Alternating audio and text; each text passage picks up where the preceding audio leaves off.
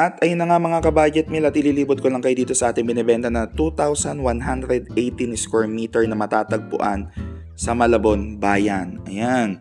So ngayon, ililibot ko muna kayo dito mga ka-budget meal sa labas para makita natin yung beauty ng binibenta nating property. At ito nga pala yung pinaka-bodega. Napakalaki niyan at pwede kayong magnegosyo dito mga ka-budget meal, kasi nga daanan to ng jeep daanan ng kung ano-ano sasakyan, talagang walang choice kung hindi dito dumaan. At yun yung pinakadulo ng ating property hanggang dito.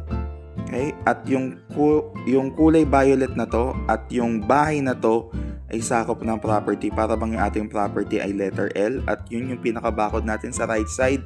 Medyo lumabas dito kasi nga letter L ang ating property. At ito nga pala yung ating bodega na merong second floor. May mga bintana sa taas. At as you can see, may mga delivery truck na rin na mga nakapark dito at maluwag pa.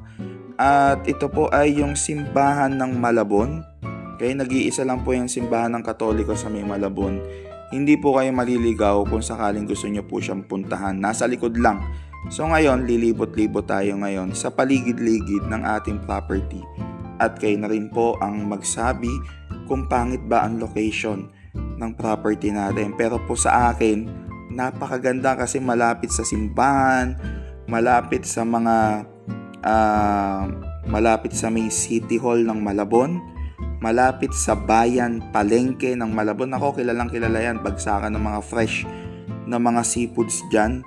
Okay, talagang sulit na sulit. Ayan, yung pinaka-front natin, as you can see, yung building na yan, yan na po yung Malabon City Hall. Tingnan niyo po kung gaano kalapit. As in walking distance lang talaga to Okay, kaya lang, gumamit kami ng kotse dito kasi dire-diretso uwi na kami. So ngayon, ayan yung mga complex dito sa side. Ayan, at ito na yung City Hall ng Malabon. Okay, complex ulit. At yung color yellow na yun yung dating Star J. Hindi ko alam kung Star J pa rin ngayon. Sa may tapat ng Star J, ayun na yung palengke ng Malabon, yung bayan.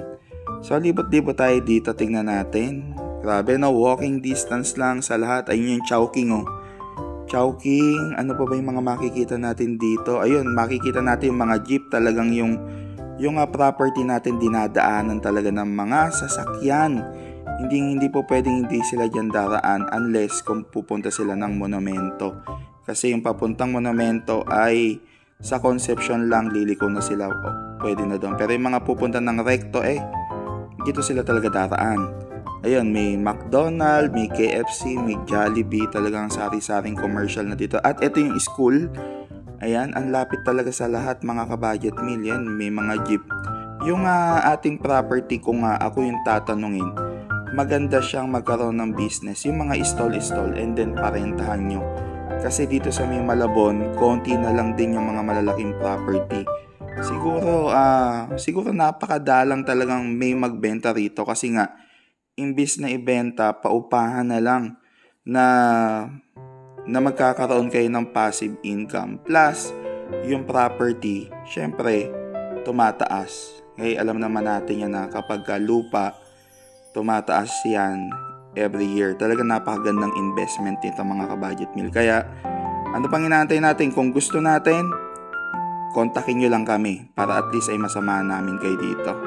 Okay, hanggang dito na lang. See you ulit sa next vlog. See ya!